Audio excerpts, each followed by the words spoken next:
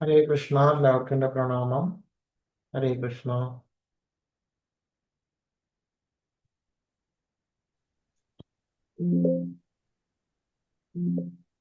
ഹരേ കൃഷ്ണ. ഹരേ കൃഷ്ണ. ഒരു പ്രണാമം. ഓം അജ്ഞാനാതിമിരാന്തസ്യ ജ്ഞാനാഞ്ജനശലാകയ ചക്ഷുരുന്മീലിതം യേന തസ്മൈ ശ്രീഗുരവേ നമഃ. ശ്രീചൈതന്യമനോഭീഷ്ടം സ്ഥാപിതം യേന ഭൂതലേ സ്വയം രൂപകഥാ മഹ്യം ദദാതി സുപദാന്തികം. വന്ദേഹം ശ്രീഗുരോ ശ്രീയുതപദകമലം ശ്രീഗുരുൻ വൈഷ്ണവാംശ്ച ശ്രീരൂപം സാഗ്രജാതം സഗണരഘുനാഥാന്യതം തം സജീവം സാദ്വൈതം സാവധൂതം പരിജനസഹിതം കൃഷ്ണചൈതന്യദേവം ശ്രീരാധാകൃഷ്ണപാദാൻ സഗണലളിതാ ശ്രീവിശാഖാന്വിതാംശ്ച. നമ ഓം വിഷ്ണുപാദായ കൃഷ്ണപ്രേഷ്ഠായ ഭൂതലേ ശ്രീമതേ ഭക്തിവേദാന്ത സ്വാമിനെ ഇതി നാമിനെ. നമസ്തേ സാരസ്വതേ ദേവി ഗൗരവാണി പ്രചാരിണേ നിർവിശേഷ ശൂന്യവാദി പാശ്ചാത്യദേശധാരിണേ. സിന്ധോ ദീനബന്ധോ ജഗത്പദേ ഗോപീശ ഗോപികാന്ത രാധാകാന്ത നമോസ്തുതേ. തപ്തകാഞ്ചന ഗൗരാംഗീ രാധേ വൃന്ദാവനേശ്വരി വൃഷഭാനുസുതേ ദേവി പ്രണമാമി ഹരിപ്രിയേ. വാഞ്ചാകൽപതരുഭ്യശ്ച കൃപാ സിന്ധുഭ്യ ഏവ ച പതിതാനാം പാവനേഭ്യോ വൈഷ്ണവേഭ്യോ നമോ നമഃ. ജയ ശ്രീകൃഷ്ണ ചൈതന്യ പ്രഭു നിത്യാനന്ദ ശ്രീ അദ്വൈത ഗദാധര ശ്രീവാസാദി ഗൗരഭക്തവൃന്ദ. ഹരേ കൃഷ്ണ കൃഷ്ണ കൃഷ്ണ ഹരേ ഹരേ ഹരേ രാമ രാമ രാമ ഹരേ ഹരേ. ഹരേ കൃഷ്ണ കൃഷ്ണ കൃഷ്ണ ഹരേ ഹരേ. ഹരേ രാമ രാമ രാമ ഹരേ ഹരേ. ഹരേ കൃഷ്ണ കൃഷ്ണ കൃഷ്ണ ഹരേ ഹരേ. ഹരേ രാമ രാമ രാമ ഹരേ ഹരേ. ഹരേ കൃഷ്ണ. എല്ലാവർക്കും എൻ്റെ പ്രണാമം. അപ്പോൾ ഇന്ന് എത്രാമത്തെ അധ്യായമാണ്? ഹരേ കൃഷ്ണ. അറ്റൻഡൻസ് ഇടണേ. സാധന ചാർട്ട്. 7ാമത്തെ അധ്യായം.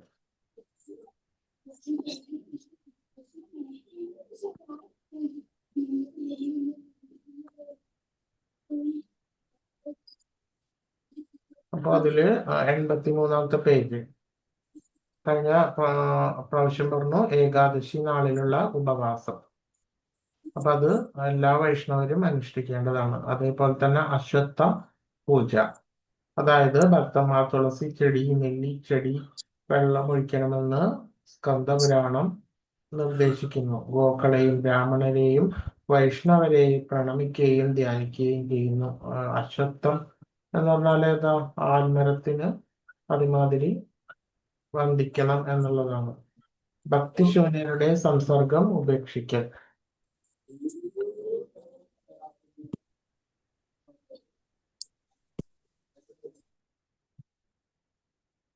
ഭക്തിശൂന്യരുടെ സംസർഗം ഉപേക്ഷിക്കൽ എന്ന് പറയുമ്പോൾ വൈഷ്ണവന്റെ പൊതുവെയുള്ള പെരുമാറ്റ രീതി എന്തായിരിക്കണമെന്ന് ചൈതന്യ മഹാപ്രഭുവിനോട് അദ്ദേഹത്തിന്റെ ഒരു ഗൃഹസ്ഥ ശിഷ്യൻ ഒരിക്കൽ ചോദിച്ചു. ഭക്തിശൂന്യരുടെ സംസർഗം ഒഴിവാക്കണം എന്നതായിരുന്നു മറുപടി. തുടർന്ന് അദ്ദേഹം വിശദീകരിച്ചു. ഭക്തിശൂന്യരിൽ 2 തരക്കാരുണ്ട്. കൃഷ്ണന്റെ സർവേശ്വരത്വത്തെ എതിർക്കുന്നവർ ഒരു ഭാഗം, മറ്റേ വിഭാഗം തികഞ്ഞ ഭൗതികവാദികളും, മറ്റൊരു തരത്തിൽ പറഞ്ഞാൽ ഭൗതിക സുഖാന്വേഷികളും. കൃഷ്ണന്റെ സർവേശ്വരത്വത്തെ ചോദ്യം ചെയ്യുന്നത് അവൈഷ്ണവരാണ്. അതുകൊണ്ട് ഈ 2 കൂട്ടരുടെയും സംസർഗം ഉപേക്ഷിക്കണം. അപ്പോൾ ഭഗവാന്റെ സർവേശ്വരത്വത്തെ നിരാകരിക്കുന്നത് ആരാണ്?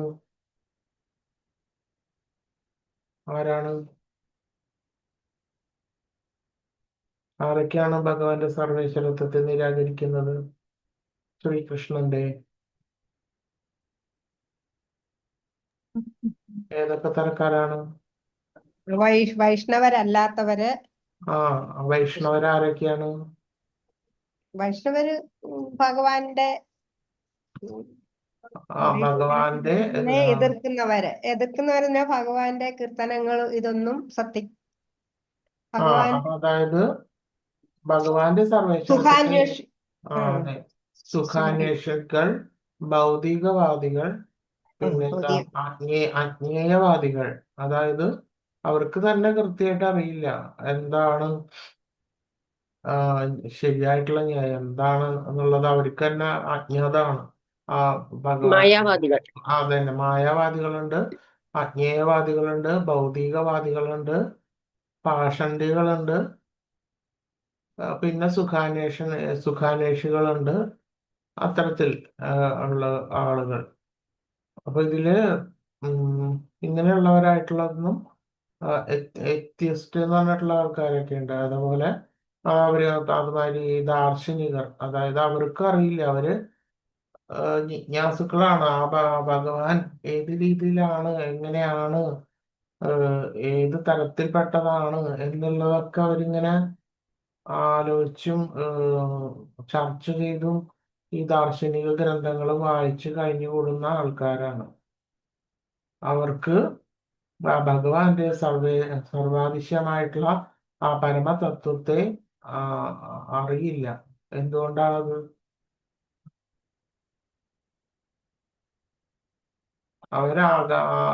എന്തെന്ന് പറഞ്ഞാല് ഭഗവത്ഗീത, ഭാഗവതം എല്ലാം നമ്മുടെ മുന്നിലുണ്ട്. എന്നിട്ടും അവർ അംഗീകരിക്കുന്നില്ല. എന്നിട്ട് അവരംഗീകരിക്കാതെ ഭഗവാൻ എങ്ങനെയാണ്, ഏതാണ്, ഏത് രീതിയിലാണെന്നെല്ലാം ഇങ്ങനെ എന്താ ഊഹാപോഹങ്ങളോടുകൂടി പലതരത്തിലുള്ള ദാർശനിക ഗ്രന്ഥങ്ങൾ വായിച്ച് അങ്ങനെ ജീവിക്കുന്ന ആൾക്കാരുണ്ട്. അപ്പൊ അത്തരത്തിലുള്ള ആളുകളിൽ നിന്നെല്ലാം സംസർഗം ഒഴിവാക്കണം.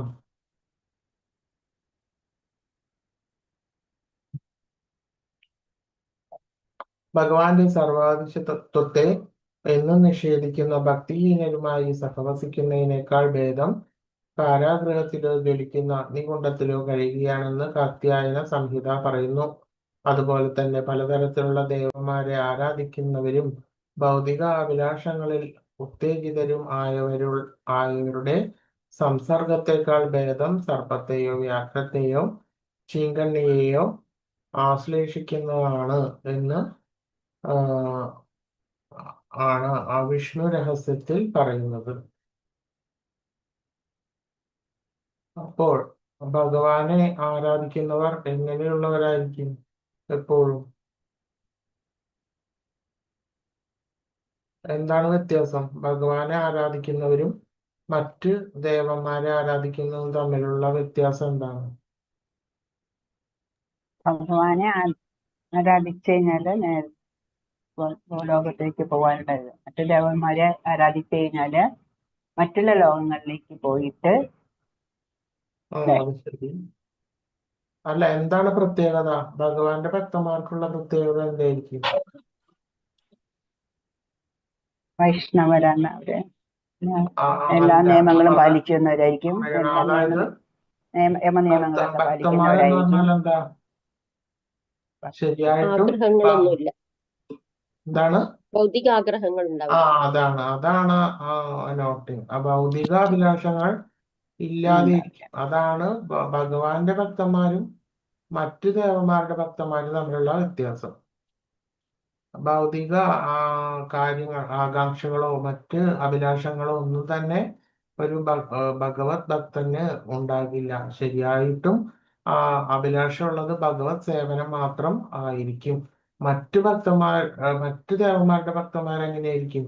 അവരുടെ ഭൗതിക അഭിലാഷത്തിന് വേണ്ടിയിട്ട് അവർ മറ്റുള്ളവരെ പ്രാർത്ഥിക്കുന്നത്. അതെ, പലതരത്തിലുള്ള വഴിപാടുകൾ, ദേവന്മാരെ പലതരത്തിലുള്ള പുഷ്പാഞ്ജലി വഴിപാട്, അത് അങ്ങനെയൊക്കെ. അത് എന്തിനു വേണ്ടിയിട്ടാണ് ചെയ്യുന്നത്? അവരവരുടെ ഭൗതിക ഉന്നമനത്തിന് ആഗ്രഹങ്ങൾ സാധിക്കാൻ. ആഗ്രഹങ്ങൾ സാധിക്കുക. അതാണ് ഭഗവത് ഭക്തന്മാരും മറ്റു ദേവന്മാരുടെ ഭക്തന്മാരും തമ്മിലുള്ള വ്യത്യാസം. ഒന്ന്. പിന്നെ ഭഗവാനെ തന്നെ ആരാധിക്കുന്നവരുണ്ട്. അതിൽ തന്നെ ഭൗതികാഭിലാഷങ്ങൾ മുൻനിർത്തിയിട്ട് ഭഗവാനെ തന്നെ ആരാധിക്കുന്ന ആളുകളെയും നമുക്ക് കാണാം കേട്ടോ. അത് ഉണ്ട്. പക്ഷെ അവര് ഏറ്റവും താഴ്ന്ന ലെവലിലേക്ക് എത്തിയിട്ടുള്ളൂ. ശരിയായിട്ടുള്ള ഒരു ഭഗവത് ഭക്തന്റെ നിലയിൽ അവര് എത്തിയിട്ടില്ല. അവര് അർത്ഥാർത്ഥിയാണ് അവര്. അതായത് ഭൗതിക അഭിലാഷങ്ങൾക്ക് വേണ്ടിയിട്ട് ഭഗവാനെ ഭക്തിയോട് കൂടിയിട്ട്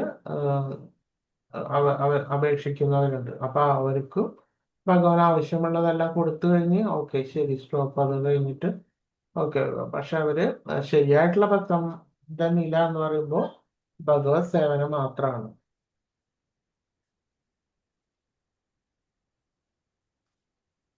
മായാവാദികൾ, അതായത് നിർവ്യക്തിഗതവാദികൾ, അതായത് ഭഗവാന് രൂപമില്ല എന്ന് വിചാരിക്കുന്ന ആളുകളുണ്ട്. ഭഗവാനെ ഏത് രൂപത്തിലും ആരാധിക്കാം, ഭഗവാന് വ്യക്തമായിട്ടുള്ള രൂപമില്ല, മാർഗം ഏതായാലും ലക്ഷ്യത്തിലെത്തുകയും ചെയ്യും, ഏത് രീതിയിൽ ആരാധിച്ചാലും ഭഗവാനിലേക്ക് എത്തും എന്നുള്ള രീതിയൊക്കെ ആണ് ഈ തരത്തിലുള്ള നിർവ്യക്തിഗതവാദികൾ എന്ന് പറയുന്നത്. ദേവന്മാരെ ആരാധിക്കുന്നവർ ആത്യന്തികമായിട്ടും ദേവന്മാരുടെ ലോകത്തേക്ക് മാത്രമാണെന്നും ഭഗവാനെ ആരാധിക്കുന്നവരാണ് ഭഗവത് ധാമത്തിലേക്ക് എത്തുന്നതും. അപ്പോൾ നമ്മൾ ഏതാണ് വഴി, മാർഗം എപ്പോഴും കറക്റ്റ് ആയിരിക്കണം.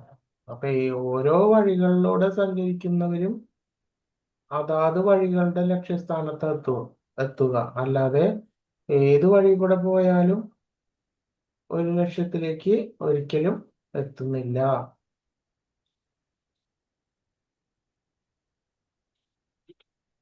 ഭഗവാനെ ആരാധിക്കുന്നവർ ഭഗവത് ധാമത്തിലാണെന്നും ഭഗവത്ഗീത പറയുന്നു. അങ്ങനെ പറയുമ്പോൾ ദേവന്മാരെ പൂജിക്കുന്നവർ യഥാർത്ഥത്തിൽ ഗീത അംഗീകരിക്കുന്നില്ല എന്നർത്ഥം. തങ്ങളുടെ ഭോഗാഭിലാഷങ്ങൾ കാരണം ബുദ്ധി നഷ്ടപ്പെട്ട അവർ ദേവന്മാരെ ആരാധിക്കുകയാണ് എന്ന് വിശദീകരണം നൽകുന്നു. അപ്പോൾ യഥാർത്ഥത്തിൽ ദേവന്മാരെ ആരാധിക്കുന്നത് എന്തിനു വേണ്ടിയിട്ടാണ്? അവരോടുള്ള ഭക്തി കൊണ്ടാണോ ആരാധിക്കുന്നത്? ആണോ?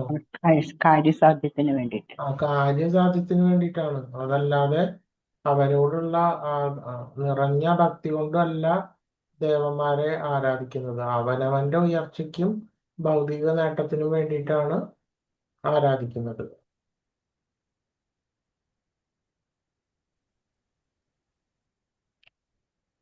അക്കാര്യത്തിൽ സമ്പർക്കം പുലർത്തുന്നതിന് ഭേദം അപകടകരമായ മൃഗങ്ങളോടൊത്ത് കഴിയുകയാണെന്നും വിഷ്ണു രഹസ്യം പ്രതിപാദിക്കുന്നു.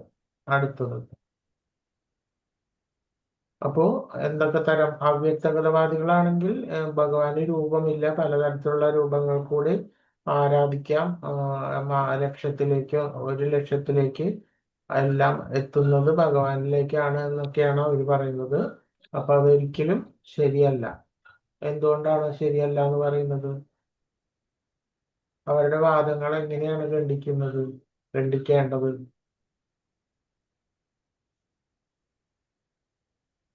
നമുക്ക് എങ്ങനെ മനസ്സിലാകും അവരുടെ വാദം ശരിയല്ല എന്നുള്ളത്? നമ്മൾക്ക് ഉറച്ച വിശ്വാസമുണ്ട്, നമുക്ക് ഭഗവാനുണ്ട്. ആ വിശ്വാസം എവിടുന്നാ വന്നത്? പൂർവികരെയും അല്ലെങ്കിൽ ഗുരുപരമ്പരയും. വിശ്വാസം നമ്മളിപ്പോ ഭഗവത്ഗീതയല്ലേ വായിക്കുന്നത്. അപ്പൊ ഭഗവത്ഗീതയില് ഭഗവാൻ തന്നെ വളരെ കൃത്യമായിട്ടും വ്യക്തമായിട്ടും പറയുന്നുണ്ട് എല്ലാ കാര്യങ്ങളും. അപ്പൊ അങ്ങനെ വരുന്ന സ്ഥിതിക്ക് ഭഗവാന്റെ വാക്കുകൾ കേൾക്കുന്നതാണോ ഉചിതം, അല്ല മറ്റ് കാര്യങ്ങൾ കേൾക്കുന്നതാണോ ഉചിതം? ഏതാണ്? ഭഗവാന്റെ വാക്കുകൾ.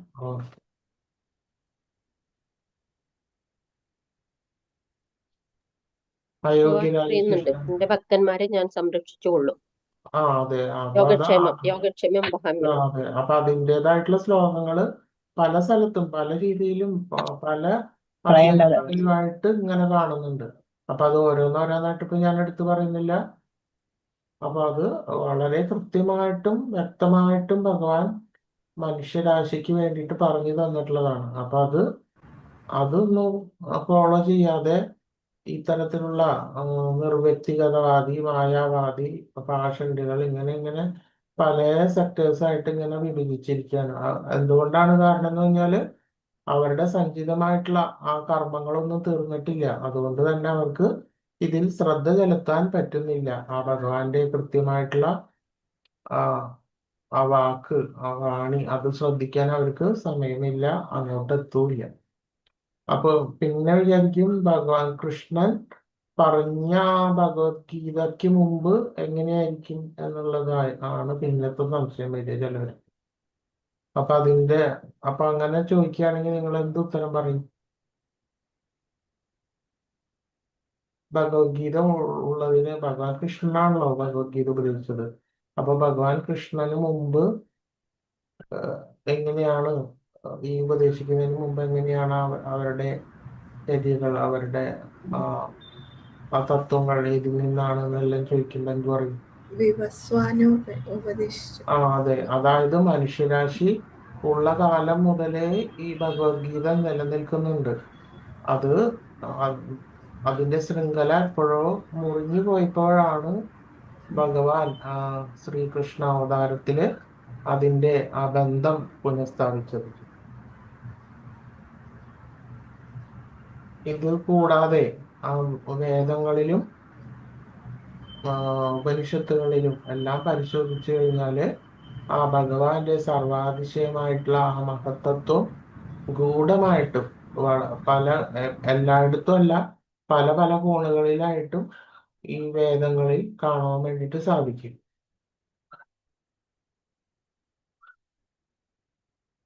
അയോഗ്യരായിട്ടുള്ള ശിഷ്യന്മാർ കണക്കറ്റ ക്ഷേത്ര നിർമ്മാണം, കണക്കറ്റ കവിഞ്ഞ ഗ്രന്ഥപാരായണം എന്നിവ അംഗീകരിക്കായിക.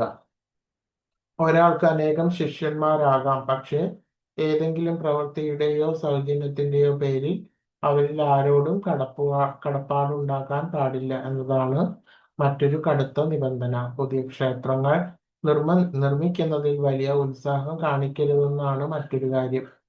ഭക്തിയുടെ സേവനത്തിന്റെ മാർഗത്തിൽ പുരോഗതിയിലേക്ക് നയിക്കാൻ ഉതകുന്ന ഈ കവിഞ്ഞ ഗ്രന്ഥങ്ങളൊന്നും തന്നെ വായിക്കരുത്. അപ്പോൾ ഓവറായിട്ട് വളരെയധികം ക്ഷേത്രങ്ങൾ സ്ഥാപിക്കുക, അതിനു വേണ്ടിയിട്ട് ഉത്സാഹം കാണിക്കുക, അതല്ല ശരിയായിട്ടുള്ള രീതി. ഇപ്പൊ ഒരു സ്ഥലത്ത്, ഒരു പ്രദേശത്ത് അങ്ങനെ ഒരു ക്ഷേത്രം ഇല്ലെങ്കിൽ ഓക്കെ, അവിടെ ഒരു ക്ഷേത്രം നിർമ്മിക്കുക. അത് എന്തിനു വേണ്ടിയിട്ട്? ശരിയാ, ആ ഭാഗത്തുള്ള ആൾക്കാർക്ക് ഭക്തിയുടെ സേവനത്തിന് വേണ്ടിയിട്ട് അവിടെ ഒരു ക്ഷേത്രം നിർമ്മിക്കുക. ശരി. ഇപ്പൊ വളരെയധികം ക്ഷേത്രങ്ങൾ നിർമ്മിക്കേണ്ടതായിട്ട് ആവശ്യമില്ല. അതുമാതിരി വളരെയധികം ഗ്രന്ഥങ്ങൾ വായിക്കേണ്ടതും ഇല്ല. അപ്പോ ഈ ഹിന്ദു മതത്തിൽ തന്നെ പല പുരാണങ്ങൾ പലയധികം ഉണ്ട്, പല ശാസ്ത്രങ്ങളുണ്ട്. അപ്പൊ നമ്മളുടെ ഭക്തി വർധനയ്ക്ക് ഉതകുന്ന രീതിയിലുള്ള മാത്രം എടുത്തിട്ട് വായിക്കുകയായിരിക്കും ഉത്തമം. അതായത് ഭഗവത്ഗീത, ശ്രീമദ് ഭാഗവതം, ചൈതന്യ മഹാപ്രഭുവിന്റെ ഉപദേശങ്ങൾ, ഭക്തിരസാമൃത സിന്ധു, ഇതെല്ലാം. അത് എന്തിനു വേണ്ടിയിട്ടാന്ന് വെച്ച് കഴിഞ്ഞാല് അത്രയും സമയം നമ്മളുടെ പോയി പോകും. കാര്യം അതെല്ലാം നല്ലതൊക്കെ തന്നെയാണ്. പുരാണങ്ങളും വേദങ്ങളും എല്ലാം നല്ലതൊക്കെ തന്നെയാണ്.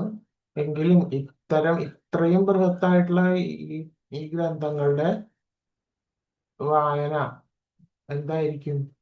അത്രയും സമയം നമ്മുടെ പോയി പോകും. നമുക്ക് ആവശ്യമുള്ളത് മാത്രം സെലക്ട് ചെയ്തിട്ട് വായിക്കുക എന്നുള്ളതാണ് രീതി. അതായത് ഗുരു നിർദ്ദേശിക്കുന്ന രീതി ഏതാണോ അത്.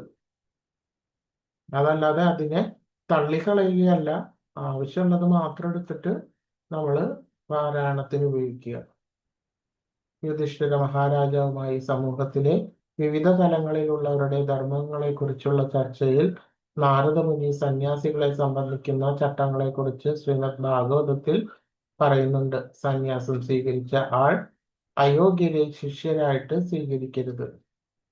അപ്പോൾ സന്യാസം സ്വീകരിച്ച ഒരാൾക്ക് ശിഷ്യന്മാരെ സ്വീകരിക്കാം എന്നുള്ളത് ഉണ്ട്. പക്ഷെ അയോഗ്യരായിട്ടുള്ള ആളുകളെ ഒരിക്കലും സ്വീകരിക്കാൻ വേണ്ടിയിട്ട് പാടില്ല. യഥാർത്ഥത്തിൽ കൃഷ്ണാബോധം അന്വേഷിച്ചെത്തിയവനാണോ ശിഷ്യത്വം തേടി വന്നിരിക്കുന്നത് എന്ന് സന്യാസി അയാളെ പരീക്ഷിച്ചറിയണം. അതല്ല ലക്ഷ്യമല്ലെങ്കിൽ അയാളെ സ്വീകരിക്കരുത്. എങ്കിലും യഥാർത്ഥ ആത്മീയ ഗുരുക്കന്മാരെല്ലാം എല്ലായിടത്തും കൃഷ്ണാബോധത്തെ കുറിച്ച് സംസാരിക്കണം എന്നതാണ് കാരുണ്യവാനായിട്ടുള്ള ചൈതന്യ മഹാപ്രഭുവിന്റെ ഉപദേശം.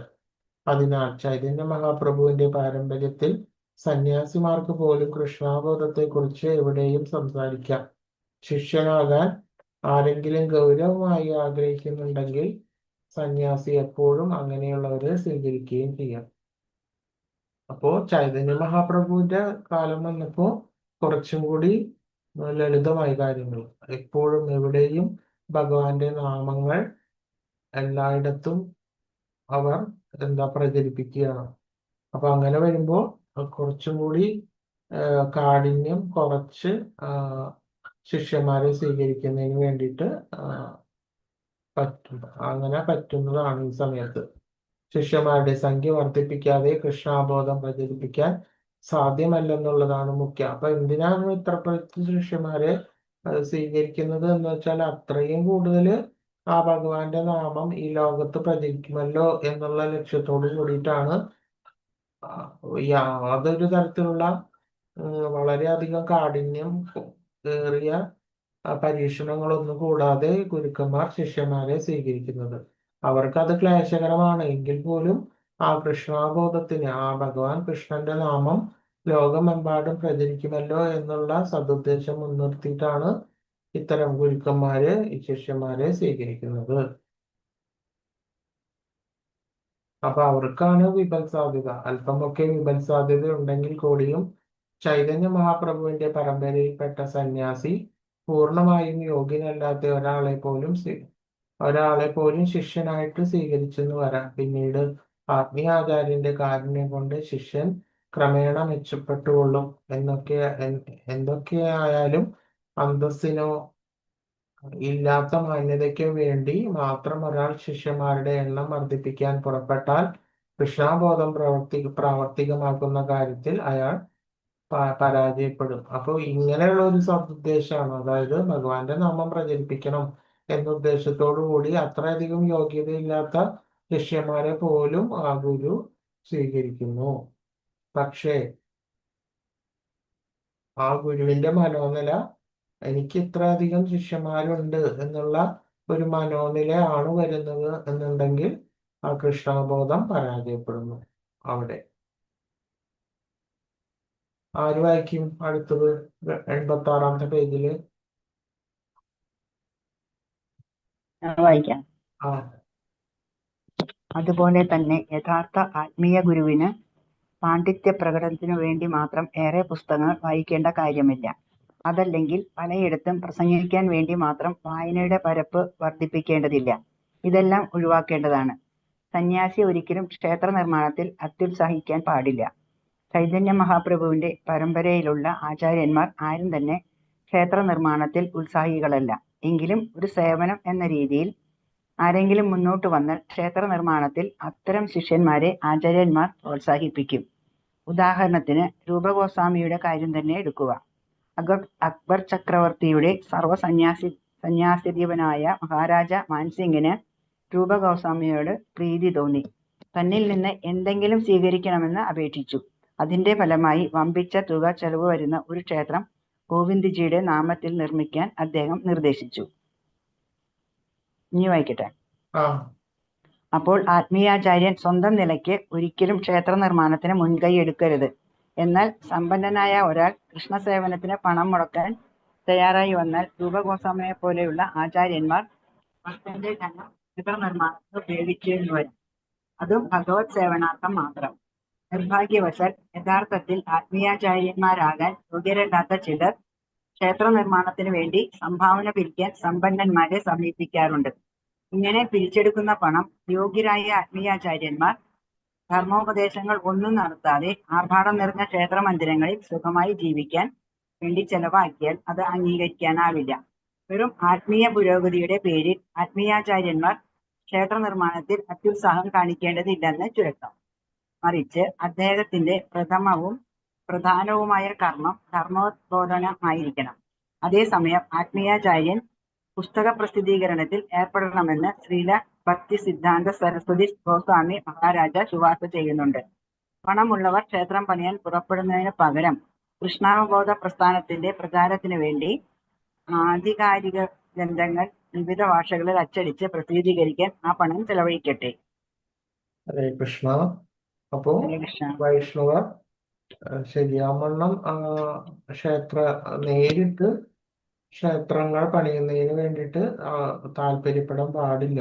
എന്നാൽ അത് അത്യുത്സാഹമായിട്ട് അതങ്ങനെ ചെയ്തുകൊണ്ടിരുന്നാൽ അവര് ആർഭാടപൂർണമായിട്ടുള്ള ഒരു ജീവിതം അവർ ചിലപ്പോൾ നയിച്ചേക്കാം. എന്നാൽ വളരെയധികം സമ്പത്ത് ഒരു ക്ഷേത്രത്തിലേക്ക് വന്നു ചേരും. അപ്പൊ ആ സമ്പത്ത് ആരുപയോഗിക്കുക? അതിനെ നടത്തിപ്പുകാരായിട്ടുള്ള ഈ സന്യാസിമാര് ഉപയോഗിക്കാൻ സാധ്യതയുണ്ട്. അപ്പൊ അതുകൊണ്ട് തന്നെ വളരെ ആവശ്യത്തിന്, അതായത് ധർമ്മ ബോധനത്തിന് വേണ്ടി മാത്രം ക്ഷേത്ര നിർമ്മാണം, അത് നേരിട്ടല്ല, മറിച്ച് ഒരാൾ ആ സന്യാസിയോട് സമീപിച്ചാൽ മാത്രം അനുവാദം കൊടുക്കുക എന്ന് മാത്രമേ ഉള്ളൂ. അതിനേക്കാളും ഉപരി ഗുരുക്കന്മാരുടെ നിർദ്ദേശം എന്താന്ന് വെച്ചാല് ഈ ബുക്കുകൾ വായിക്കുകയും അത് പ്രസിദ്ധീകരിക്കുകയും അത് അച്ചടിച്ചിട്ട് മറ്റുള്ളവർക്ക് വിതരണം ചെയ്യുകയും ചെയ്യുക. അപ്പൊ ആ സമയത്ത് പുസ്തകം, അച്ചടി ഇതൊക്കെയായിരുന്നു കൂടുതലായിട്ടുണ്ടായിരുന്നത്. ഇപ്പോ നമ്മളുടെ കാലൊക്കെ എല്ലാം മാറി കഴിഞ്ഞപ്പോൾ ഇപ്പോ എന്താ, ഏത് രീതിയിൽ നമുക്ക് പ്രചരിപ്പിക്കാൻ പറ്റും. എങ്ങനെയൊക്കെ ഇപ്പോഴത്തെ മാധ്യമങ്ങൾ ഉപയോഗിച്ചിട്ടും നമുക്ക് ആ ഭഗവാന്റെ നാമം ആളുകളിലേക്ക് പ്രചരിപ്പിക്കാൻ സാധിക്കും. അപ്പൊ അതാണ് ആത്യന്തികമായിട്ടും ആ ഭഗവാന്റെ നാമം, ഭഗവാന്റെ പുസ്തകം എല്ലാം പ്രചരിപ്പിക്കുവാൻ വേണ്ടിയിട്ട് ഓരോരുത്തരും മുൻകൈ എടുക്കണം എന്നുള്ളതാണ്.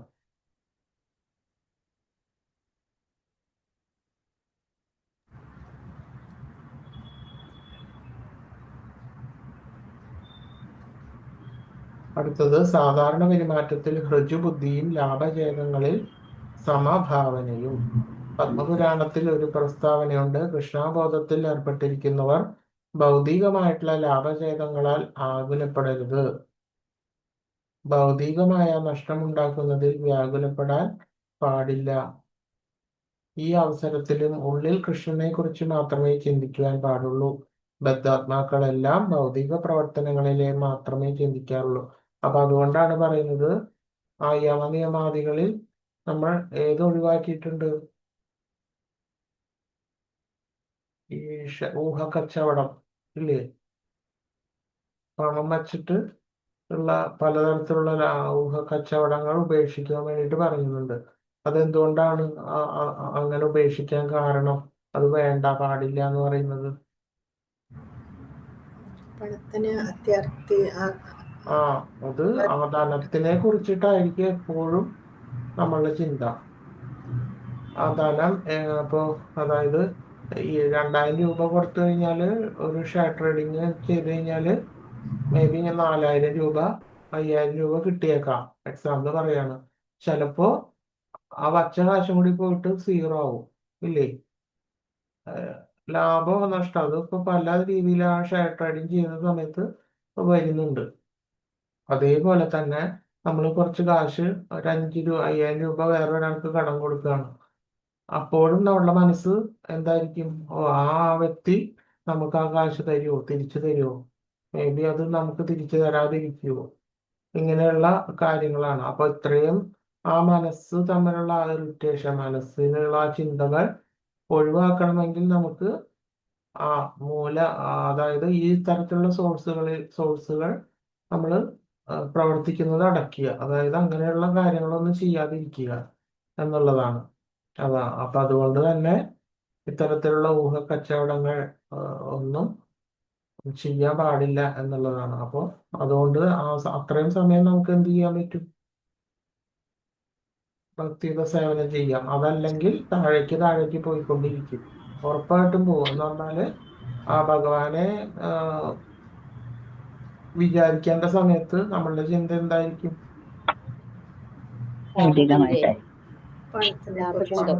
പണത്തിനെ കുറിച്ചായിരിക്കും. എന്തായാലും പണത്തെ കുറിച്ചിട്ടായിരിക്കും ഏത് സമയത്തും ചിന്ത വരിക. അപ്പൊ അതുകൊണ്ടാണ് അത്തരത്തിലുള്ള പ്രവർത്തികൾ ഒഴിവാക്കേണ്ടത് ആണ് എന്ന് പറയുന്നത്.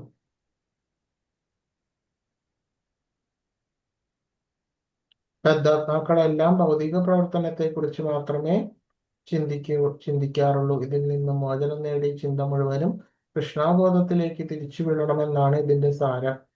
നേരത്തെ വിശദീകരിച്ചതുപോലെ കൃഷ്ണാബോധത്തിന്റെ അടിസ്ഥാന തത്വം സദാ കൃഷ്ണനെ കുറിച്ച് ചിന്തിക്കുക എന്നതാണ്.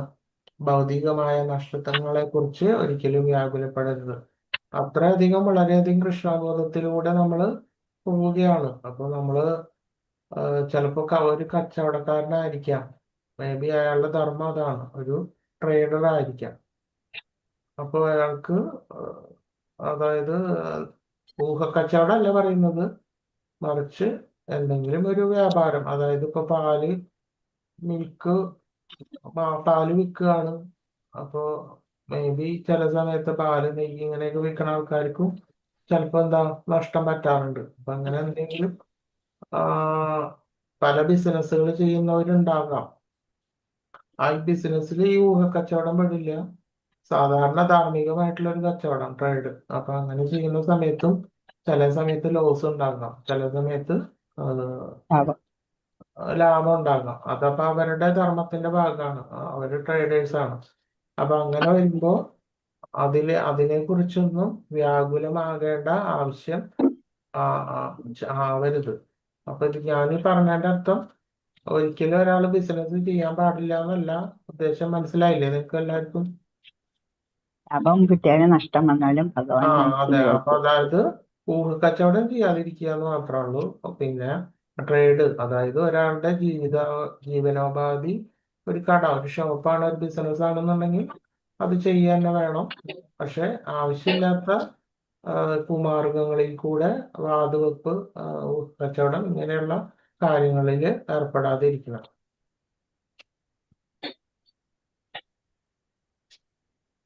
അപ്പോൾ സദാസമയം ഭഗവാൻ അനുകൂലമായ രീതിയിലുള്ള കാര്യങ്ങൾ മാത്രം നമ്മൾ സ്വീകരിക്കണം. ഭൗതികമായിട്ടുള്ള നഷ്ടത്തെക്കുറിച്ച് ഒരിക്കലും വ്യാകുലപ്പെടരുത്, മറിച്ച് ഏതവസ്ഥയിലും ഭഗവാന്റെ പാതാരവിന്ദങ്ങളിൽ മനസ്സ് ഏകാഗ്രമാക്കുകയാണ് വേണ്ടത്. ഭക്തൻ ഒരിക്കലും ദുഃഖത്തിനോ വിഭ്രമത്തിനോ വിധേയനാകരുത്. പത്മപുരാണത്തിൽ ഇങ്ങനെ പറയുന്നു: ദുഃഖത്തിനോ രോഷത്തിനോ അധീനപ്പെട്ടു പോയാൽ മനസ്സിൽ കൃഷ്ണന്റെ സാന്നിധ്യം ഉണ്ടാവുകയില്ല. അപ്പോൾ ഒരിക്കലും നമ്മൾ വളരെയധികം ദുഃഖത്തിനോ രോഷത്തിനോ അധീനപ്പെട്ടു പോകാത്ത രീതിയിൽ നമ്മളുടെ ജീവിതം നമ്മൾ തന്നെ ചിട്ടപ്പെടുത്തണം. അപ്പോൾ ഏതെങ്കിലും ഒരു പ്രവർത്തനത്തിൽ ഇറങ്ങി പുറപ്പെടുമ്പോഴാണല്ലോ ഒരാളുമായിട്ടുള്ള രോഷത്തിനും വിഷമത്തിനും എല്ലാം കാരണമാകുന്നത്, ആണോ? അല്ലേ? അപ്പൊ നമ്മളൊരു പ്രവൃത്തി ചെയ്യുമ്പോൾ നമ്മൾ ആദ്യമേ തന്നെ ചിന്തിച്ചിരിക്കണം, ഈ പ്രവൃത്തി ചെയ്യുമ്പോൾ എങ്ങനെയൊക്കെ ദുഃഖം വരാം, ഏതൊക്കെ രീതിയിൽ ദോഷങ്ങൾ വരാം എന്നുള്ളത് ആദ്യമേ നമ്മൾ അനലൈസ് ചെയ്യണം ആ ഒരു പ്രവൃത്തിയിൽ ഏർപ്പെടുന്നതിന് മുമ്പ്. എന്നിട്ട് വേണം ആ പ്രവൃത്തിയിൽ ഏർപ്പെടാവൂ. അപ്പോൾ ഇത് വളരെയധികം കെട്ടുപാടുകൾ നിറഞ്ഞതും മനസ്സിനെ ദുഷിപ്പിക്കുന്നതും മറ്റുള്ളവരിൽ അതായത് മറ്റുള്ളവർ തമ്മിൽ സംബന്ധിച്ച് ദുഃഖത്തിനും വിഷമത്തിനും ഇടവരുത്തുന്ന തരത്തിലുള്ള ഒരു പ്രവൃത്തിയാണെങ്കിൽ നമ്മൾ എന്ത് ചെയ്യണം? അത് ഉപേക്ഷിക്കുകയായിരിക്കും നല്ലത്. പിന്നെ എല്ലാ പ്രവർത്തികളും ഭഗവത്ഗീതയിൽ പറയുന്ന എല്ലാ പ്രവർത്തികളിലും അഗ്നിയിൽ പുക എന്ന പോലെ എന്തുണ്ടാകും? കാലുഷ്യം ഉണ്ടാകും. എല്ലാ പ്രവർത്തികളിലും കാണും. ഒരു പ്രവൃത്തിയിലും കാലുഷ്യമില്ലാത്തത് ഉണ്ടാവില്ല പക്ഷെ എന്നാലും നമ്മൾ ധർമ്മം ചെയ്യണം, നമ്മൾ പ്രവൃത്തി ചെയ്തുകൊണ്ടിരിക്കണം. എന്നാലും വളരെയധികം ഇത്തരത്തിലുള്ള കെട്ടുപാടുകളും ഇത് ചൂടുവെപ്പ്, മറ്റ് കടം കൊടുക്കൽ, അങ്ങനെ പലതരത്തിലുള്ള ആളുകളുമായിട്ടുള്ള കാലുഷ്യം വളരെയധികം കൂടുന്ന രീതിയിലുള്ള പ്രവൃത്തികൾ, ഇതെല്ലാം ഉപേക്ഷിച്ചിട്ട് ധാർമ്മികമായിട്ടുള്ള ഒരു പ്രവൃത്തി നല്ല രീതിയിൽ ആണ് എന്ന് നമ്മൾ മനസ്സിൽ അനലൈസ് ചെയ്തിട്ട് ആ പ്രവൃത്തി ചെയ്യുക എന്നുള്ളതാണ് പറയുന്നത്. എല്ലാ പ്രവൃത്തികളിലും ഒരു അധർമ്മം, അതായത് അഗ്നിയെ ഇങ്ങനെ പുക മൂടിയിരിക്കുന്നു എന്ന പോലെ ഉണ്ട് എന്നുള്ളതാണ്. അടുത്തത് ദേവത ആരാധന. ദേവന്മാരെ ഒരിക്കലും നിന്ദിക്കാൻ പാടില്ല. എന്തുകൊണ്ടാണ് ദേവന്മാരെ നിന്ദിക്കാൻ പാടില്ല എന്ന് പറയുന്നത്? ദേവന്മാർ ഭഗവാന്റെ ഭക്തരായതുകൊണ്ട്. ദേവന്മാരെല്ലാവരും ഭഗവാന്റെ കിങ്കരന്മാരാണ്. അവർക്ക് അവരുടേതായിട്ടുള്ള ഡ്യൂട്ടീസ് ഉണ്ട്. അപ്പോ അതായത് ഇപ്പൊ നമ്മള് വാസ്തു എല്ലാം നോക്കുമ്പോ പല ദേവന്മാരെ കുറിച്ചിട്ട് ക്ഷേത്രങ്ങളിലൊക്കെ, അതായത് യമൻ, ഇന്ദ്രൻ, അതുമാതിരി അഷ്ടദിക്പാലകന്മാരെന്ന് പറഞ്ഞിട്ട് ഇല്ലേ? ഉം. ദേവന്മാർ ഈ ഇന്ദ്രനും യമനും വരുണനും എല്ലാം എല്ലാ ക്ഷേത്രങ്ങളിലും കാണാം. എവിടെ കാണാൻ പറ്റും? ഉപദേവന്മാരെ ഇവരുടെ പ്രതിഷ്ഠ ഏത് സ്ഥലത്താ കാണാം? സൈഡിലായി, അമ്പലങ്ങളുടെ പുറത്ത് സൈഡിലായിട്ട്. ബലിക്കല്ലിന്റെ സ്ഥലത്ത് ഇവരുടെ വിഗ്രഹങ്ങളെല്ലാം വച്ചിരിക്കുന്നത് കാണാം. എല്ലാ അമ്പലങ്ങളിലും കാണാം. ഉം. അപ്പൊ ഇവർക്ക് അവരുടേതായിട്ടുള്ള ദിക്കുകളുടെ എല്ലാം നാഥന്മാരാണ് ഈ ദേവന്മാർ. ദേവതകളാണ്. അതേമാതിരി ഭഗവതി ദേവിയാണെന്നുണ്ടെങ്കിൽ മായ, ആളുകൾക്കുള്ള മായ, ഇതെല്ലാം മായയുടെ ഈശ്വരിയാണ് ഭഗവതി. അപ്പൊ അതേപോലെ ഓരോരുത്തർക്കും ഉണ്ട്. അപ്പൊ അതായത് വാഗ്ദേവത എന്ന് പറഞ്ഞാല് സരസ്വതി, വിദ്യയുടെ ദേവത, അതിദേവതയാണ്. എല്ലാ കലകളുടെയും വാക്കിന്റെയും എല്ലാം ദേവത സരസ്വതിയാണ്. അപ്പൊ അതേപോലെ ഓരോരുത്തർക്കും ഓരോ ഓരോ സെക്ഷൻ ഉണ്ട് എല്ലാവർക്കും.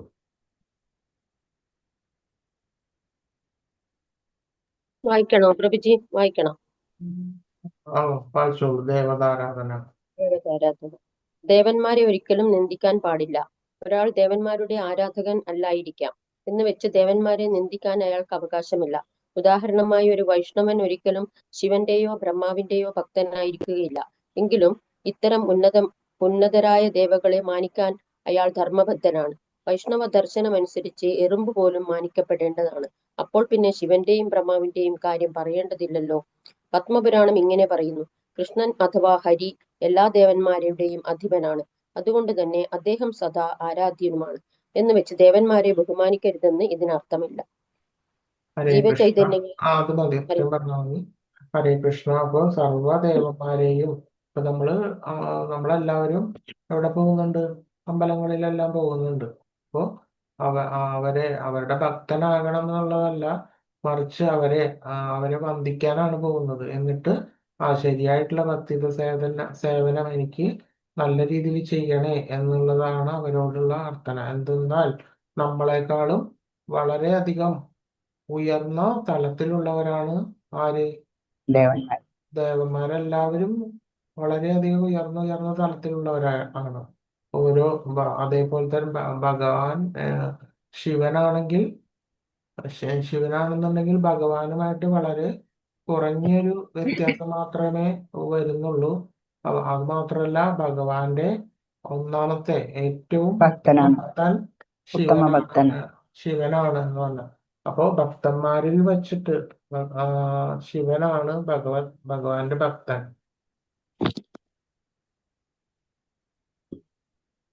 അതുമാതിരി തന്നെ എല്ലാ ജീവജാലങ്ങളെയും എല്ലാ ജീവഗണങ്ങളെയും ഒരു വൈഷ്ണവൻ നിന്ദിക്കുന്നില്ല, പുച്ഛിക്കുന്നില്ല. എല്ലാവർക്കും അവരുടേതായിട്ടുള്ള മാന്യത എല്ലാവർക്കും, എല്ലാ ജീവജാലങ്ങൾക്കും, നമുക്ക് താഴെയുള്ള മനുഷ്യന്മാർക്കും എല്ലാവർക്കും കൊടുക്കേണ്ടതാണ് എന്നാണ് വൈഷ്ണവ തത്വം.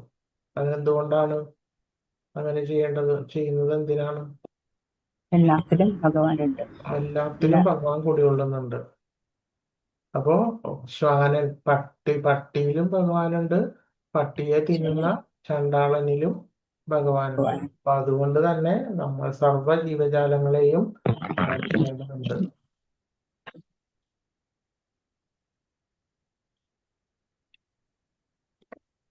ജീവചൈതന്യങ്ങളിൽ ഒന്നിനെയും വേദനിപ്പിക്കരുത്. മഹാഭാരതം പറയുന്നു, ജീവചൈതന്യങ്ങളിൽ ഒന്നിനെയും ഒരു തരത്തിൽ വിഷമം ഉണ്ടാക്കാതെ സ്നേഹമുള്ള പിതാവ് സ്വന്തം സന്താനങ്ങളോടെന്ന പോലെ പെരുമാറുന്ന ശുദ്ധഹൃദയനായിട്ടുള്ള മനുഷ്യൻ അതിവേഗത്തിൽ ഭഗവാന് പ്രിയങ്കരനായി തീരും.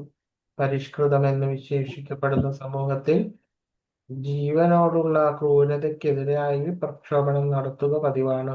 അതേസമയം സ്ഥിരമായിട്ടുള്ള കശാപ്പ് ശാലകൾ എങ്ങും കാണുന്നുമുണ്ട്.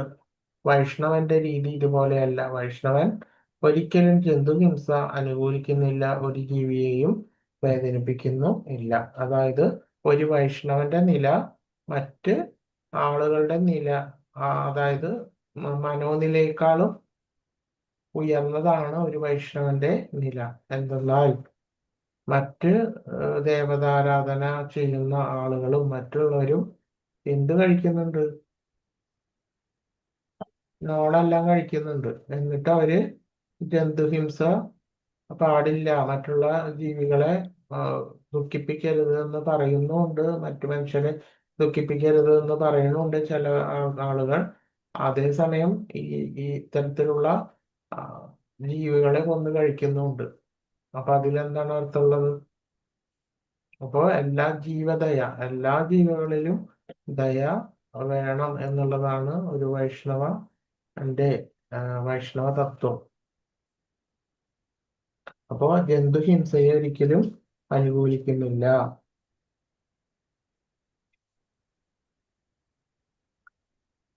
അടുത്തത് 8-ാമത്തെ അധ്യായം, ഒഴിവാക്കേണ്ട അപരാധങ്ങൾ. അപ്പൊ ഇത്രയധികം നൈയാമിക തത്വങ്ങൾ, 45 തത്വങ്ങൾ, 60 തത്വങ്ങളെല്ലാം നമ്മൾ മുമ്പ് പറഞ്ഞു കഴിഞ്ഞു.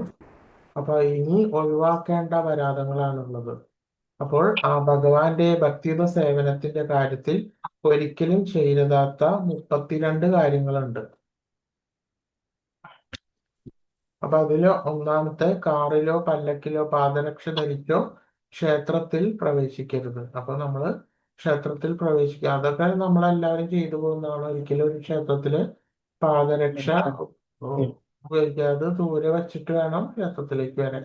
അപ്പൊ ഇതെല്ലാം ഇതിൽ കൃത്യമായിട്ട് പറയുന്നത് എന്തിനാന്ന് വെച്ച് കഴിഞ്ഞാല് വെസ്റ്റേൺ അവിടെയുള്ള ആൾക്കാർക്ക് നമ്മളുടെ രീതികളൊന്നും അവർക്ക് അറിയില്ല. അപ്പൊ അതാണ് കുറെ കൂടി വ്യക്തമായിട്ട് അവരോട് പറയുന്നത്. കൃത്യമായിട്ടും എല്ലാവർക്കും അറിയുന്നതാണ്. ഇന്ത്യയിലുള്ളവർക്ക് പ്രത്യേകിച്ച് നമ്മൾ ജന്മനാ തന്നെ നമ്മളെ പറഞ്ഞ് പരിശീലിപ്പിച്ചത് കൊണ്ട് നമുക്ക് അതിൽ അത്ര പ്രശ്നം കാണുന്നില്ല. നമ്മളെല്ലാവരും ക്ഷേത്രത്തിൽ പോകുമ്പോൾ ചെരുപ്പ് പുറത്തൂരി വെച്ചിട്ടാണ് പോകുന്നത്. അതുപോലെ തന്നെ ജന്മാഷ്ടമി, രഥയാത്ര തുടങ്ങിയ ഭഗവാന് പ്രിയങ്കരമായിട്ടുള്ള ഉത്സവ ആഘോഷങ്ങൾ ഒഴിവാക്കരുത്. അപ്പൊ നമുക്ക് അതിന് ചാൻസ് കിട്ടുകയാണ്. നമുക്ക് അത് വരാൻ വിളിച്ചു കഴിഞ്ഞു കഴിഞ്ഞാല് ഒരിക്കലും ഇല്ല എന്ന് പറയരുത്. നമ്മള് എന്ത് ചെയ്യണം? പോണം. അത് നമ്മളില്ല എന്ന് പറയുമ്പോൾ അത് അപരാധമാണ്. ഭഗവാന്റെ ജന്മതിഥി, അതുമാതിരി രഥയാത്ര മുതലായിട്ടുള്ള കാര്യങ്ങളിൽ നമ്മളെ ഭക്തന്മാർ, വൈഷ്ണവന്മാര് നമ്മളെ ഇൻവൈറ്റ് ചെയ്യുമ്പോൾ നമ്മള് ഒരിക്കലും വരില്ല എന്ന് പറയരുത്. നമ്മൾ പോകണം. അല്ലാന്നുണ്ടെങ്കിൽ അത് അപരാധമാണ്. വിഗ്രഹത്തിന് മുമ്പിൽ നമസ്കരിക്കണം. അപ്പൊ നമ്മള് ക്ഷേത്രത്തിന് പോകുമ്പോൾ ആദ്യം തന്നെ നമ്മൾ വിഗ്രഹത്തിന് മുന്നിൽ നമസ്കരിക്കണം. അപ്പൊ അതൊരിക്കലും മുടക്കം വരുത്തരുത്. ഭക്ഷണം കഴിഞ്ഞ് കൈയും കാലും കഴുകാതെ ഭഗവാനെ പൂജിക്കാൻ ക്ഷേത്രത്തിൽ പ്രവേശിക്കരുത്. അപ്പൊ നമ്മളുടെ ഭക്ഷണം കഴിഞ്ഞ് കൈയും കാലും മുഖം ശുദ്ധമാക്കി കഴിഞ്ഞിട്ട് ശേഷമേ വീണ്ടും ക്ഷേത്രത്തിൽ കടക്കാൻ പാടുള്ളൂ. അശൗചമുള്ളപ്പോൾ ക്ഷേത്രത്തിൽ കടക്കരുത്. അപ്പൊ സ്ത്രീകൾക്ക് അശൗചം ഉണ്ടാകാം. അപ്പൊ ആ സമയത്ത് ക്ഷേത്രത്തിൽ കടക്കാൻ പാടില്ല. വേദശാസ്ത്രം അനുസരിച്ച് കുടുംബത്തിൽ അതേപോലെ തന്നെ മരിക്കുകയാണെങ്കിൽ, വീട്ടില് മരിക്കുമ്പോൾ അത്തരത്തിൽ ആ കുടുംബത്തിന്റെ സ്ഥിതി അനുസരിച്ച് ഒരു നിശ്ചിത കാലം വരെ ശുദ്ധമായിരിക്കും. അപ്പൊ അത് കഴിഞ്ഞതിന് മാത്രമാണ് എന്താ പുലവാരായ്മാദികളൊക്കെ ഉണ്ടെങ്കിലും, പിന്നെ സ്ത്രീകളുടെ കുറച്ച് ദിവസങ്ങളിലും ഇങ്ങനെയുള്ള സമയങ്ങളെല്ലാം ക്ഷേത്രത്തില് പ്രവേശിക്കാൻ പാടില്ല. അത് ഓരോരുത്തർക്കും ഓരോ വ്യത്യാസം ഉണ്ടാവും. അതായത് ബ്രാഹ്മണർക്ക് ഇത്ര, ശൂദ്രർക്ക് ഇത്ര, ഇങ്ങനെയൊക്കെ. അപ്പൊ എന്തൊക്കെ തന്നെ ആയാലും അശൗചമുള്ള സമയത്ത് ക്ഷേത്രത്തിൽ പ്രവേശിക്കരുത്. ഒരു കൈ കൊണ്ട് നമസ്കരിക്കരുത്. 2 കൈ കൂപ്പി വേണം നമസ്കരിക്കാൻ. ശ്രീകൃഷ്ണന്റെ മുന്നിൽ പ്രദക്ഷിണം വയ്ക്കാൻ പാടില്ല. അതായത് നിന്ന സ്ഥലത്ത് നിന്ന് കടന്നു തിരിയുന്ന ചില ആൾക്കാരുണ്ട്, കാണാറുണ്ട്. അപ്പൊ അങ്ങനെയൊന്നും ചെയ്യാൻ പാടില്ല.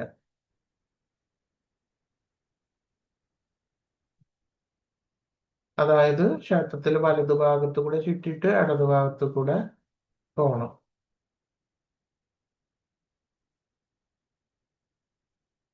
നാലമ്പലത്തെ ചുറ്റി വേണം പ്രദക്ഷിണം വയ്ക്കാൻ. കുറഞ്ഞത് പ്രതിദിനം 3 തവണ. വിഗ്രഹത്തിന് മുന്നിൽ കാല് വയ്ക്കരുത്.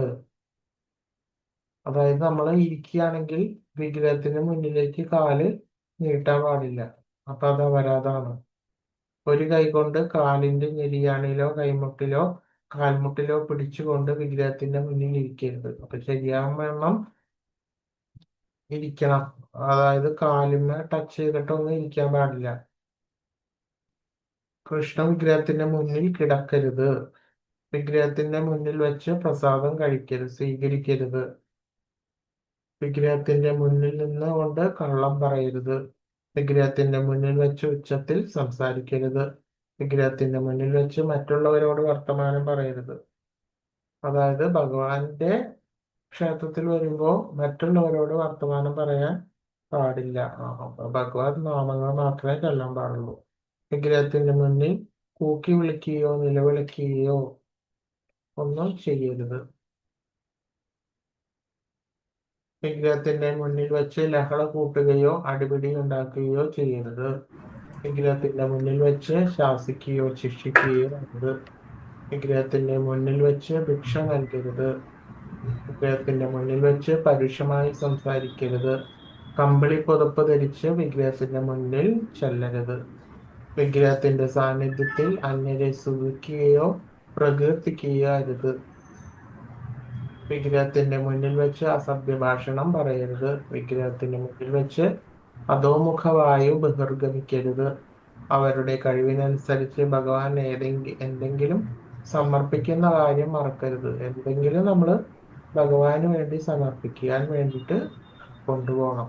ഏത് ക്ഷേത്രത്തിലും പോവുകയാണെങ്കിൽ അതിപ്പോ ഇത്ര ലളിതമായ, അതായത് ഇലയോ പൂവോ കായോ ജലമോ, അത് ഭഗവാൻ ഭഗവത്ഗീതയിൽ പറഞ്ഞിട്ടുണ്ട്. അതനുസരിച്ച് നമ്മൾ ഭഗവാന് സമർപ്പിച്ചാൽ മതിയാകും. വെറും കൈയോടെ ഭഗവാനെ ആരാധിക്കാൻ പോകരുത്. അതേസമയം സമ്പന്നന്മാർ അവരുടെ കഴിവിനകത്ത് വേണം ഭഗവാൻ എന്തെങ്കിലും സമർപ്പിക്കാൻ. വിലപിടിപ്പുള്ള അടയാഭരണങ്ങൾ, പൂക്കൾ, നല്ല ഭക്ഷ്യവസ്തുക്കൾ മുതലായവ ഭഗവാന് ഇലയും വെള്ളവും തന്റെ ഐന്ദ്രിയ സംതൃപ്തിക്ക് വേണ്ടി വാരിക്കോരി ചെലവാക്കാൻ ഈ മനോഭാവം ശരിയല്ല എന്ന് ഓർക്കണം. അപ്പൊ എത്രയധികം നിസ്സാരമായിട്ടുള്ള വസ്തുക്കളാണെങ്കിൽ കൂടി നമുക്ക് ഭഗവാന് സമർപ്പിക്കാം. പക്ഷെ അത് എങ്ങനെ വേണം? ശരിയായിട്ടും ആ ഭക്തിയോട് കൂടിയിട്ട് നമ്മളുടെ ഭാവം കൂടി ഭഗവാൻ നോക്കുന്നുണ്ട്. എന്നിട്ടാണ് അത് സ്വീകരിക്കുന്നത്.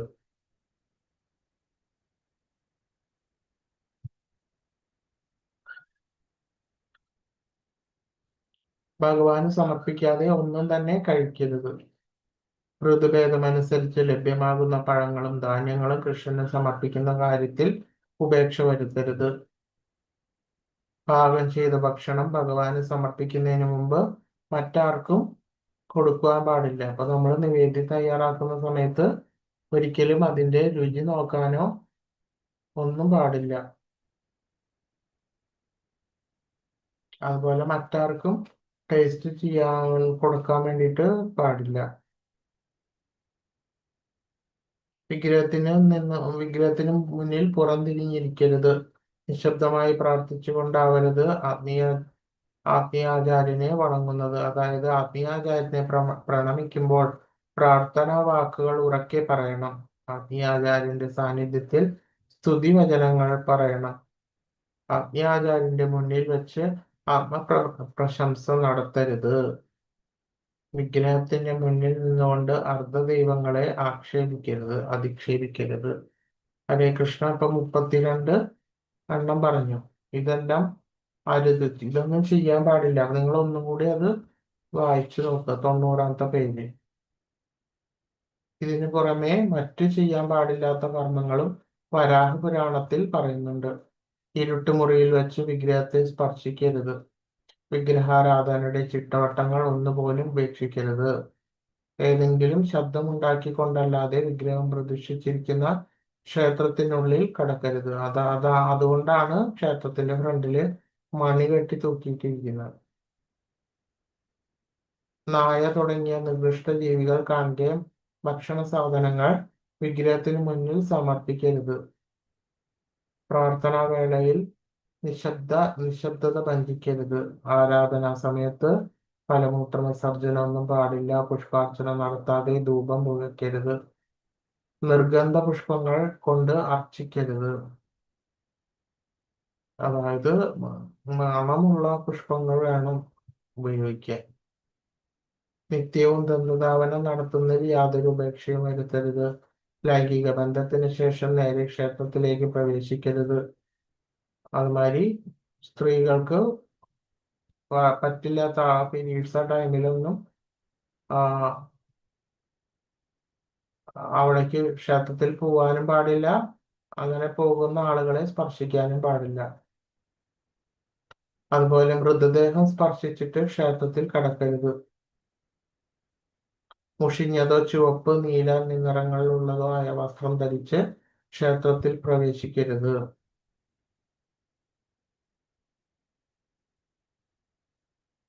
മൃതദേഹം കണ്ടതിന് ശേഷം അമ്പലത്തിൽ കയറരുത്. അമ്പലത്തിൽ ഒരാൾ അധോമുഖമായി ബഹിർഗമിപ്പിക്കരുത്. ക്ഷേത്ര വളപ്പിൽ വെച്ച് കോപിക്കരുത്. ശ്മശാനത്തിൽ പോയ ശേഷം ക്ഷേത്രത്തിൽ കടക്കരുത്. വിഗ്രഹത്തിന്റെ മുന്നിൽ വെച്ച് ഏമ്പക്കമിടരുത്. അതിനാൽ ഭക്ഷണം പൂർണ്ണമായും ദഹിക്കുന്നതിന് മുമ്പ് ക്ഷേത്രത്തിൽ പ്രവേശിക്കുവാൻ പാടില്ല. കഞ്ചാവ്, ഡ്രഗ്സ് ഉപയോഗിച്ചിട്ട് ക്ഷേത്രത്തിൽ പ്രവേശിക്കരുത്.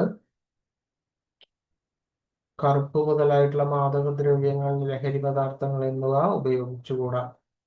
ശരീരത്തിൽ എണ്ണ തേച്ചുകൊണ്ട് വിഗ്രഹത്തെ തൊടുകയോ വിഗ്രഹം പ്രതിഷ്ഠിച്ചിരിക്കുന്ന മുറിയിലോ കടക്കാൻ പാടില്ല. ഭഗവാന്റെ അതിശയത്വത്തെക്കുറിച്ച് പഠിപ്പിക്കുന്ന ഗ്രന്ഥങ്ങളോട് അനാദരം കാണിക്കരുത്. ഭഗവാനെ വിരോധിക്കുന്ന ഗ്രന്ഥങ്ങൾ അവതരിപ്പിക്കരുത്. വിഗ്രഹത്തിന്റെ മുന്നിൽ വച്ച് വെറ്റില മുറുക്കരുത്. വൃത്തിഹീനമായ സ്ഥലത്ത് സൂക്ഷിച്ചിരിക്കുന്ന പൂക്കൾ അർപ്പിക്കരുത്. വെറും നിലത്തിരുന്ന് ഭഗവാനെ പ്രാർത്ഥിക്കരുത്. തറയിൽ എന്തെങ്കിലും ഇരിപ്പിടമോ വിരിപ്പോ ഉണ്ടായിരിക്കണം. കുളി കഴിയാതെ വിഗ്രഹം സ്പർശിക്കരുത്. നെറ്റിയിൽ 3 വരി തിലകം അണിയാൻ പാടില്ല. കൈയും കാലും കഴുകാതെ ക്ഷേത്രത്തിൽ കടക്കരുത്. വൈഷ്ണവനല്ലാത്തയാൾ പാകം ചെയ്ത ഭക്ഷണം ഭഗവാന് സമർപ്പിക്കരുത്.